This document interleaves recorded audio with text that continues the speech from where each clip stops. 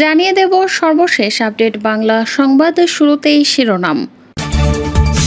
জাতীয় সংসদ বিলুপ্ত ঘোষণা, নতুন সরকার গঠন। অবশেষে মুক্তি পেলেন খালেদা জিয়া। ভারতে পালানোর সময় পলক সহ ছাত্রলীগের সাধারণ সম্পাদক আটক। এবং সবশেষে দেখবেন হাসিনার ভিসা বাতিল করল যুক্তরাষ্ট্র, জায়গা মিলছে না লন্ডনেও। এতক্ষণ শুনছিলেন সংবাদ শিরোনাম, এখন থাকছে বিস্তারিত। বাংলাদেশে বিক্ষোভের বিরুদ্ধে দমন-পীড়নের পর দেশ ছেড়ে পালিয়েছেন সাবেক প্রধানমন্ত্রী শেখ হাসিনা। এ অবস্থায় দেশের বর্তমান পরিস্থিতি নিবিড়ভাবে পর্যবেক্ষণ করার কথা আগেই জানিয়েছিল যুক্তরাষ্ট্র। একই সঙ্গে বাংলাদেশে অন্তর্বর্তী সরকার গঠন প্রক্রিয়াকে গণতান্ত্রিক ও অন্তর্ভুক্তিমূলক হওয়ার আহ্বানও জানিয়েছে দেশটি। এর মধ্যে স্টেট ডিপার্টমেন্টের একটি ঘনিষ্ঠ সূত্র নিশ্চিত করেছে বাংলাদেশের সাবেক প্রধানমন্ত্রী শেখ হাসিনার ভিসা বাতিল করেছে যুক্তরাষ্ট্র। ব্রিটিশ সাংবাদিক ডেভিড বার্গম্যান টুইটে একথা জানিয়েছেন। শেখ হাসিনা সোমবার বিকেলে বাংলাদেশ ছেড়েছেন এবং ভারতে বসেই তার পরবর্তী পদক্ষেপের বিষয়ে সিদ্ধান্ত নেবেন বলে জানা গেছে। হাসিনার ছেলে সজীব ওয়াজেদ জয় ভার্জিনিয়ায় থাকেন। মার্কিন যুক্তরাষ্ট্রে হাসিনার ভ্রমণের কোনো পরিকল্পনা ছিল কিনা তা স্পষ্ট নয়। বার্গম্যান সামাজিক মাধ্যমে লিখেছেন, হাসিনা যুক্তরাজ্যে আশ্রয় চাওয়ার কথা বিবেচনা করছেন। সেখানে তার বোন শেখ রেহানা এবং ভাগ্নি এমপি টিউলিপ সিদ্দিক থাকেন।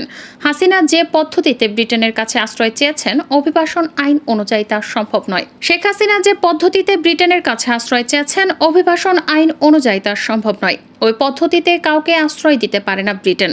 সে দেশের স্বরাষ্ট্র মন্ত্রকের সঙ্গে যোগাযোগ করে ওই তথ্য পেয়েছে ভারতীয় সংবাদ মাধ্যম এনডিটিভি। কিয়ার স্টারমারের নেতৃত্বাধীন যুক্তরাজ্য সরকারের বিদেশ মন্ত্রকের এক কর্মকর্তা জানিয়েছেন, কঠিন সময়কে ব্যক্তি বিশেষকে আশ্রয় দেওয়ার ইতিহাস রয়েছে ব্রিটেনের, কিন্তু ব্রিটেনে পৌঁছে সেখানে আশ্রয় চাওয়ার নিয়ম নেই। তিনি আরও বলেন, যাদের আন্তর্জাতিক নিরাপত্তা প্রয়োজন তারা দেশ ছাড়ার পর প্রথম যে নিকটবর্তী নিরাপদ দেশে পা রাখছেন সেখানে আশ্রয় চাওয়ার কথা। ব্রিটেনের মন্ত্রকের বক্তব্য অনুযায়ী ব্রিটেনে গিয়ে সেখানে আশ্রয় চাইতে পারবেন না হাসিনা। আগে থেকে তাকে আবেদন জানাতে হবে আশ্রয়দানকারী দেশের সরকারকে। এক্ষেত্রে হাসিনা সেই সময় পাননি, তাই এখনও তার কাছে সবুজ সংকেত আসেনি। তবে বাংলাদেশের পরিস্থিতি নিয়ে উদ্বেগ প্রকাশ করেছে স্টারমার সরকার। একটি বিবৃতিতে ব্রিটেন জানিয়েছে, তারা গত কয়েকদিনে বাংলাদেশে ঘটে যাওয়া রাজনৈতিক উত্থানের ঘটনার নিরপেক্ষ তদন্ত চায়। দেশ ছেড়ে পালাতে গিয়ে বিমানবন্দরে আটক হয়েছেন ঢাকা বিশ্ববিদ্যালয় শাখা ছাত্রলীগের সাধারণ সম্পাদক তানভীর হাসান সৈকত ও মহানগর উত্তরের সভাপতি রিয়াজ মাহমুদ। মঙ্গলবার বিকালে তাদের হযরত শাহজালাল আন্তর্জাতিক বিমানবন্দরে আটক করা হয়েছে। এ দুই নেতার নেতৃত্বে ছাত্রলীগ ঢাকা বিশ্ববিদ্যালয় ও রাজধানীতে সাধারণ শিক্ষার্থীদের ওপর নৃশংস হামলা চালিয়েছে। এছাড়াও নাটোর ৩ আসনের সাবেক সংসদ সদস্য ডাক টেলিযোগাযোগ ও তথ্য প্রযুক্তি প্রতিমন্ত্রী জুনায়েদ আহমেদ পলক ভারতে পালানোর সময় আটক হয়েছেন। মঙ্গলবার হযরত শাহজালাল আন্তর্জাতিক বিমানবন্দর থেকে তাকে আটক করা হয়। এনডিটিভির সাক্ষাৎকারে সজীব ওয়াজেদ জয় বলেছেন, হাসিনা দেশ ত্যাগ করতে চাননি। বেশ কয়েক সপ্তাহের বিক্ষোভের পর সোমবার বাংলাদেশের সদ্য বিদায়ী প্রধানমন্ত্রী শেখ হাসিনা দেশ ত্যাগ করতে বাধ্য হয়েছেন। তবে তিনি দেশ ত্যাগ করতে চাননি বলে এনডিটিভিকে এক সাক্ষাৎকারে জানিয়েছেন যুক্তরাষ্ট্রে বসবাসকারী তার পুত্র সজীব ওয়াজেদ জয়। সাক্ষাৎকারে জয় বলেছেন, তিনি দেশেই থাকতে চেয়েছিলেন, কোনোভাবেই দেশ ত্যাগ করার কোনো ইচ্ছা ছিল না তার।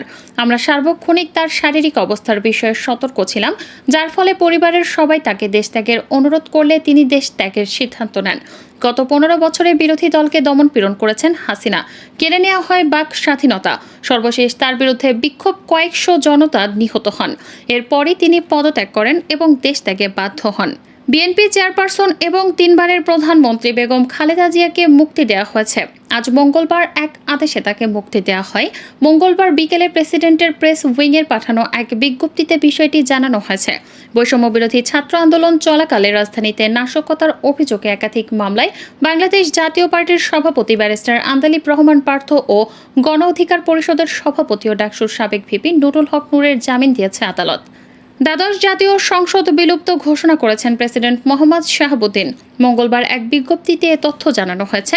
বিজ্ঞপ্তিতে বলা হয়, রাষ্ট্রপতি মোহাম্মদ শাহাবুদ্দিনের সঙ্গে 3 বাহিনী প্রধান, বিভিন্ন রাজনৈতিক দলের নেতৃবৃন্দ, সুশীল সমাজের প্রতিনিধি ও বৈষম্য বিরোধী ছাত্র আন্দোলনের নেতৃবৃন্দের বৈঠকের সিদ্ধান্তের পরিপ্রেক্ষিতে জাতীয় সংসদ বিলুপ্ত করা হয়েছে। 1 মাসেরও বেশি সময় ধরে গণবিক্ষোভ চলার পর প্রধানমন্ত্রী শেখ হাসিনার পদত্যাগ এবং দেশত্যাগের পরিপ্রেক্ষিতে বাংলাদেশের পরিস্থিতি নিবিড়ভাবে পর্যবেক্ষণ করছে ইন্টারন্যাশনাল ক্রাইসিস গ্রুপ। প্রধানমন্ত্রী শেখ হাসিনার পদত্যাগ বাংলাদেশকে ভূমিকম্পের মতো নাড়িয়ে দিয়েছে।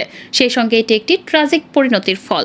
সাম্প্রতিক সপ্তাহগুলোতে ৩০০ জনেরও বেশি লোক নিহত হয়েছে। তাদের মধ্যে বেশিরভাগ বিক্ষোভকারী, পুলিশ, আধা সামরিক বাহিনী এবং ক্ষমতাসীন আওয়ামী লীগের সদস্যদের গুলিতে নিহত হয়েছেন। শেখ হাসিনা সরকারের প্রতি ব্যাপক অসন্তোষের জেরে এই বিক্ষোভের আবির্ভাব ঘটে। ১৫ বছরের ক্ষমতায় থাকাকালীন হাসিনার সরকার ক্রমবর্ধমানভাবে কর্তৃত্ববাদী হয়ে উঠেছিল এবং দেশের অর্থনীতিকে খারাপ দিকে পরিচালিত করেছিল। হাসিনা যখন প্রতিবাদী ছাত্র নেতাদের সঙ্গে সংলাপের পরিবর্তে অহংকার এবং বর্বরতার আশ্রয় নিয়েছিলেন, তখনই তার ভাগ্য নির্ধারণ হয়ে যায়।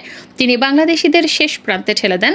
হাসিনার পদত্যাগে হয়তো আরও রক্তপাত এড়ানো সম্ভব হবে, আর যাতে কোনো মৃত্যু না হয় সেই বিষয়টিকে অগ্রাধিকার দেওয়া উচিত, তা সে বিক্ষোভকারী হোক বা আওয়ামী লীগের সমর্থক। দেশে ১৫ বছরের প্রতিযোগিতামূলক নির্বাচন হয়নি। বর্তমান সংকট বাংলাদেশকে প্রকৃত গণতন্ত্রের পথে ফিরিয়ে আনার একটি সুযোগ, যা গত ৩ দশকে মারাত্মকভাবে ক্ষতিগ্রস্ত হয়েছে। অন্তর্বর্তী সরকারের উচিত ছাত্র নেতাদের সঙ্গে নিয়ে কাজ করা, যারা রাজনৈতিক সংস্কারের লক্ষ্যে জনগণের সম্মান অর্জন করেছে। শেখ হাসিনার দেশ ত্যাগের সংযম দেখানোয় বাংলাদেশ সেনাবাহিনীর প্রশংসা করেছে যুক্তরাষ্ট্র। তবে সেই সাথে গণতান্ত্রিক উপায়ে একটি অন্তর্বর্তী সরকার গঠনের আহ্বান জানিয়েছে দেশটি। এক প্রতিবেদনে যুক্তরাজ্যের বার্তা সংস্থা রয়টার্স এ তথ্য জানায়। প্রতিবেদনে বলা হয়, সোমবার হোয়াইট হাউসের মুখপাত্র বলেন, যুক্তরাষ্ট্র দীর্ঘদিন ধরে বাংলাদেশে গণতান্ত্রিক অধিকারকে সম্মান করার আহ্বান জানিয়ে আসছে এবং আমরা অন্তর্বর্তী সরকার গঠনকে গণতান্ত্রিক ও অন্তর্ভুক্তিমূলক করার আহ্বান জানাচ্ছি। আজ যে সংযম দেখিয়েছে তার জন্য আমরা সেনাবাহিনীর প্রশংসা করি। শেখ হাসিনার সরকারের পতনের পর বাংলাদেশের পরিস্থিতির দিকে ভারতের নজর রয়েছে। সেই সাথে বাংলাদেশ সেনাবাহিনীর সাথেও যোগাযোগ রাখা হচ্ছে বলে জানিয়েছেন ভারতের পররাষ্ট্রমন্ত্রী এস জয়শঙ্কর। মঙ্গলবার ৫ আগস্ট দেশটির সব দলের সাথে আলোচনা শেষে এ তথ্য জানান তিনি। খবর আনন্দবাজার। বৈঠকে এস জয়শঙ্কর বলেন, শেখ হাসিনা বর্তমানে দিল্লিতে রয়েছেন, তাকে সেফ হাউসে রাখা হয়েছে। তিনি মানসিকভাবে বিপর্যস্ত, তাই তাকে কিছুটা সময় দেওয়া হয়েছে। শেখ হাসিনা এখনও নিজের ভবিষ্যৎ পরিকল্পনার কথা ভারত সরকারকে জানায়নি। এক্ষেত্রে শেখ হাসিনার বক্তব্য শুনে পরবর্তী পদক্ষেপ গ্রহণ ঠিক করা হবে বলে জানান তিনি। ঢাকার বিভিন্ন ওয়ার্ড ও থানা থেকে খণ্ড খণ্ড মিছিল নিয়ে নয়াপল্টন বিএনপির কার্যালয়ের সামনে আসছেন দলের নেতাকর্মীরা। সকাল থেকেই কার্যালয়ের সামনে জড়ো হতে শুরু করেন তারা। ইতিমধ্যে শত শত নেতাকর্মীদের পদচারণায় সরগরম হয়ে উঠেছে বিএনপির কার্যালয়। সরেজমিন দেখা গেছে, সকাল থেকেই জাতীয় পতাকা হাতে নিয়ে খণ্ড খণ্ড মিছিল নিয়ে নেতাকর্মীরা কার্যালয়ের সামনে জড়ো হতে শুরু করেন। এ সময় বিভিন্ন স্লোগান দেন নেতাকর্মীরা। ১৬ দিন তালাবদ্ধ থাকার পর গতকাল বিএনপির কেন্দ্রীয় কার্যালয়ে ঢুকেন দলটির নেতাকর্মীরা। এদিন বিকাল ৩:৫৩ দিকে বিএনপির ভাইস চেয়ারম্যান ডক্টর আসাদুজ্জামান রিপনের নেতৃত্বে দলের নেতাকর্মীরা হাতুড়ি দিয়ে তালা ভেঙে কার্যালয়ে প্রবেশ করেন।